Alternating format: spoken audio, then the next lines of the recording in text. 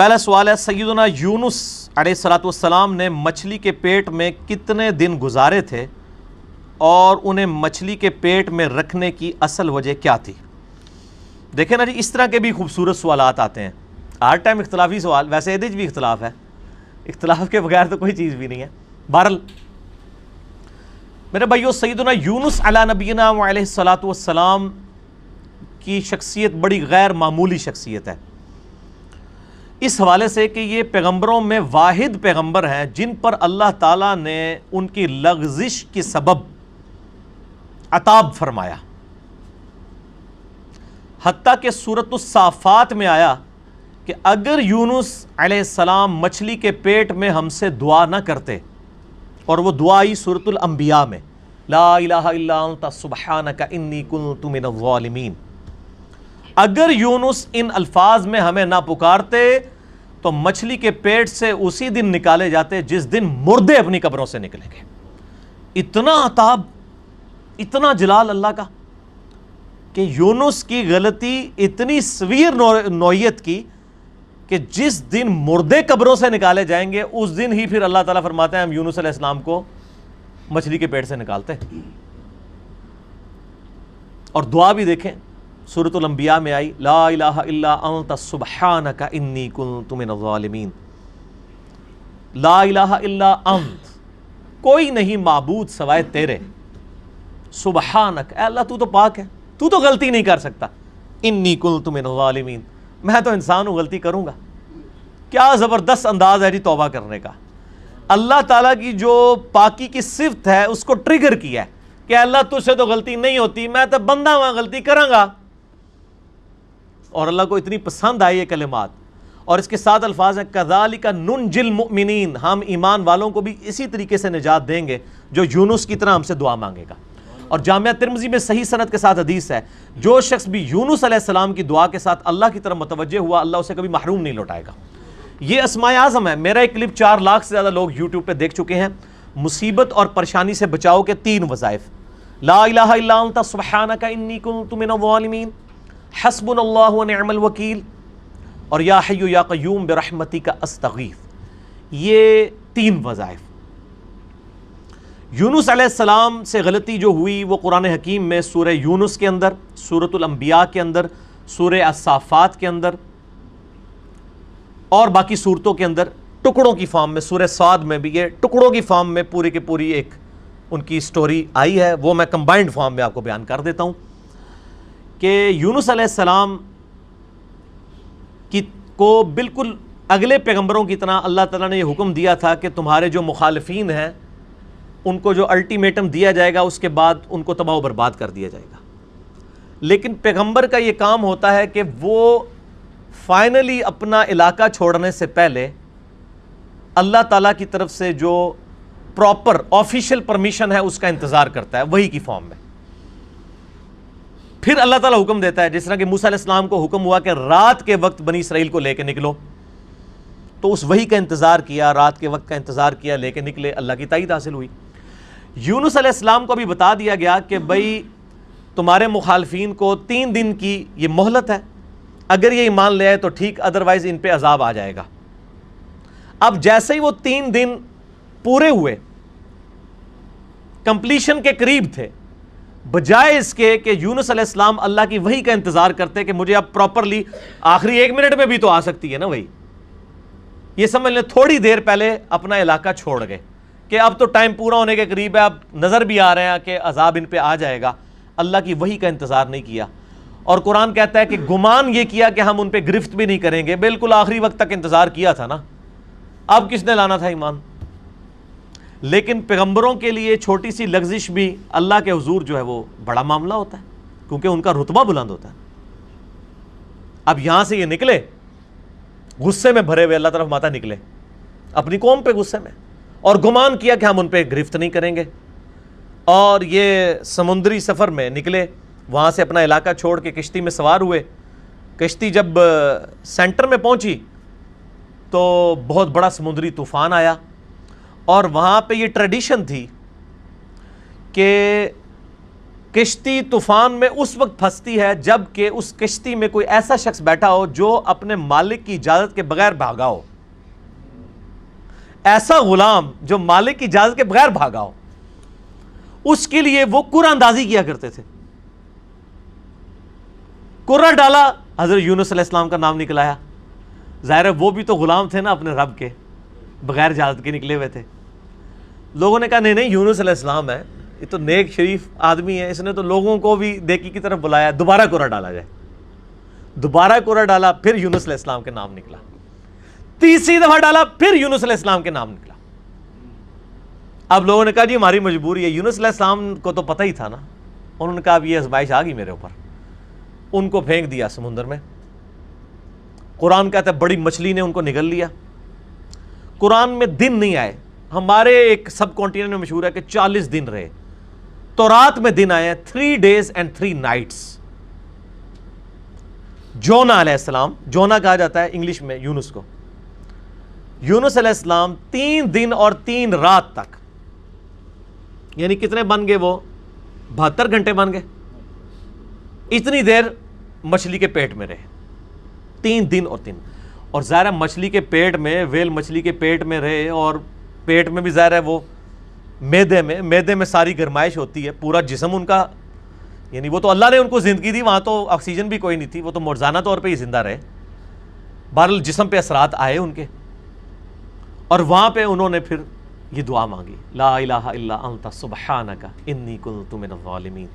بس یہ پڑھتے رہے. اللہ تعالیٰ بتایا ہمیں اندھیروں میں اس نے پکارا, اور اللہ نے دیکھے ان اندھیروں میں بھی اپنے اس بندے کی ندا کو سنا. کذالک ننجی المؤمنین, اسی طریقے سے ہم مومنین کو بھی نجات دیں گے جو ہمیں پکارے گا. اور یہاں پہ وہ کہتے ہیں آیت کریمہ بڑا گرم ہوتا ہے جی, وضو کر کے بیٹھو, خوشبو لاؤ. حالانکہ جس شخص نے یہ پہلی دفعہ پڑھا ہے اس نے خوشبو والی جگہ پہ نہیں پڑھا. مچھلی کے تعفن والی سب سے زیادہ جگہ میدے ہی ہوتی ہے. میدے میں ہی سارا تعفن ہوتا ہے. یہ ڈکار آپ جتنے لیتے ہیں سب کچھ گیسیں ساری میدے میں ہی ہوتی ہیں. اللہ کے ذکر کے لیے کوئی پروٹوکول نہیں. صحیح مسلم میں حدیث ہے کہ نبی علیہ السلام حالت جنابت میں بھی اما عائشہ کہتی ہیں اللہ کو یاد کرتے تھے. اور جامعہ ترمذی اور ابو داؤد میں مولا علی علیہ السلام سے حدیث ہے کہ نبی علیہ السلام کو قرآن پڑھنے سے حالت جنابت کے علاوہ اور کوئی حالت مانے نہیں ہوتی تھی. قرآن کے لیے جنابت سے آزاد ہونا شرط ہے. بغیر وضو کے بھی قرآن پڑھ سکتے ہیں, اور باقی اذکار تو جنابت کی حالت میں بھی آپ پڑھ سکتے ہیں.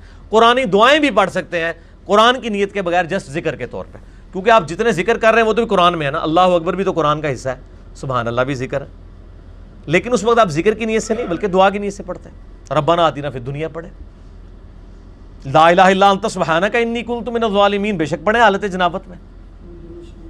دروشی بھی پڑھے. یہ ادھر مشہور کیا جی دروشی بھی مطلب بغیر وضو کے نہیں پڑھتا. یار آپ لوگوں نے کیا باتیں مشہور کی ہیں اللہ کے بندو, یہ ساری جذباتی ڈاکٹرائنس ہیں. ٹھیک ہے جی, دروشی پہ میرا مسئلہ نمبر 56. اور میں آپ کو بتاؤں یہ وہ ڈاکٹرائن ہے جو ہمارے علماء نے کتابوں میں بھی نہیں لکھی ہوئی, صرف عوام کو پٹیاں پڑھانے کے لیے. کچھ ایسے جھوٹ ہیں جو ان کو اتنی شرم آئی کہ کتابوں میں بھی نہیں ہے, صرف پبلک کو پٹی پڑھانے کے لیے.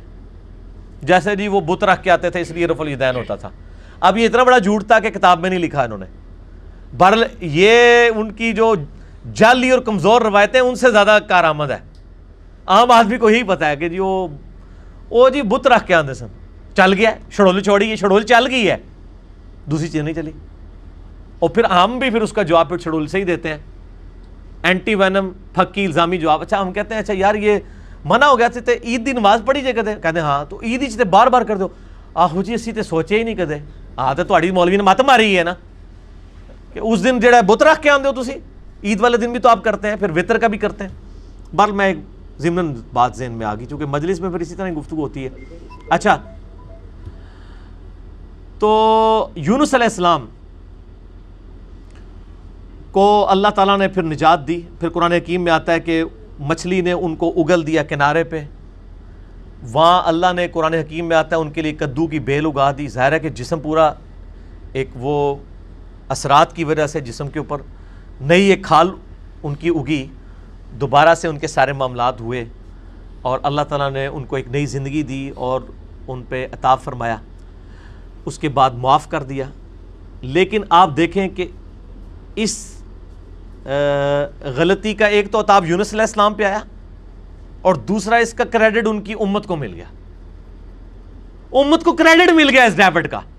اور سورہ یونس جس کا نام ہی سورہ یونس ہے, اس میں حضرت یونس علیہ السلام کا نام آیا ہے. اللہ طرف آتا ہے کبھی ایسا نہیں ہوا کہ کسی قوم پہ عذاب آ کا فیصلہ ہو جائے اور وہ عذاب ان سے ٹل جائے, الا قوم یونس, سوائے قوم یونس کے, کہ یونس علیہ السلام کی قوم سے یہ عذاب ٹل گیا. کیوں؟ جب یونس علیہ السلام وہاں سے نکلے اور عذاب کے اثار نمایاں ہوئے, عذاب ٹلنا کوئی نہیں تھا. عذاب تو فرعون پہ بھی آیا, اس نے بھی تو کہا تھا نا میں ایمان لایا موسیٰ اور ہارون کے رب پہ. اللہ نے کیا فرمایا قرآن میں, الآن, اب لایا, کوئی فائدہ نہیں, ڈبو دیا. یہاں پہ بھی جب عذاب سامنے آیا نا, پوری قوم یونس تقریباً 1,00,000 اور اس سے چند زائد لوگ تھے, سارے کے سارے سجدے میں گر پڑے. انہوں نے کہا یا اللہ معاف کر دے, معاف کر دے, معاف. یونس علیہ السلام واپس قوم میں, قوم زندہ کی زندہ.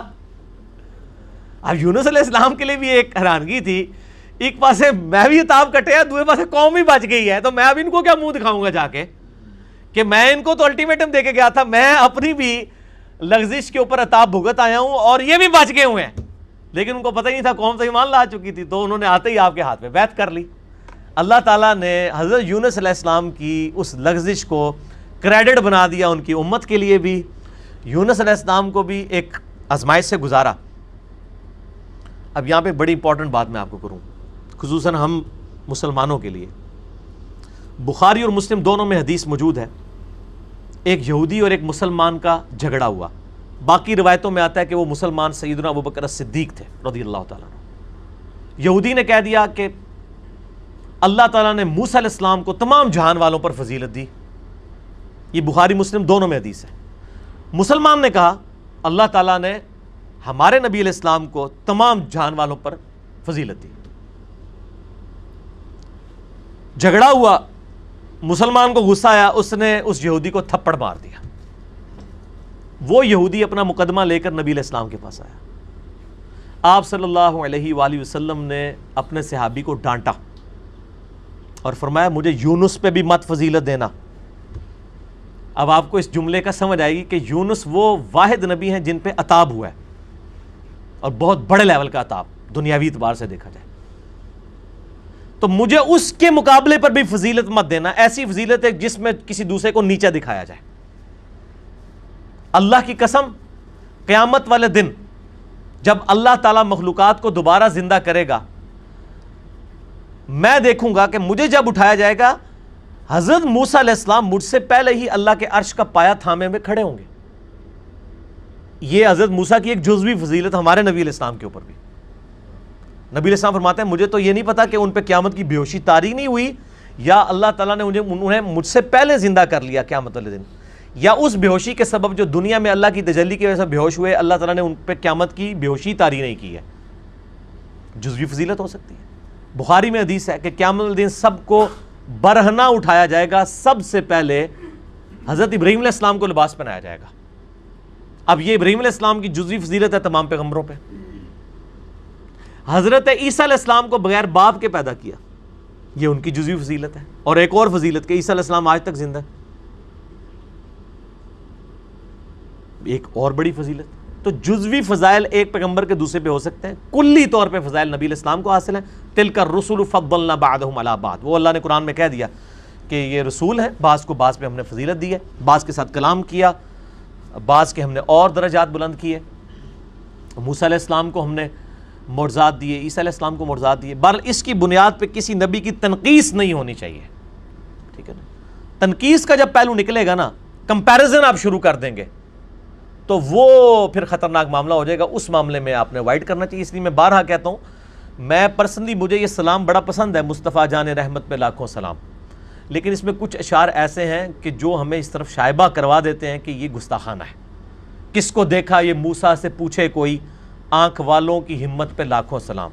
یار حضرت ابوبکر صدیق جب یہودی کے ساتھ یہ معاملہ کر رہے ہیں تو نبی علیہ السلام نے ان کو ڈانٹ دیا ہے, اور آپ 1400 سال بعد آ کے کہہ رہے ہیں موسیٰ تو نہیں دیکھ سکے, ساڑھے نبی نے دیکھ لیا. آپ کے ساتھ بھی وہی کچھ ہوتا, بلکہ اس سے زیادہ ہوتا جو کہ اس مسلمان کے ساتھ ہوا تھا.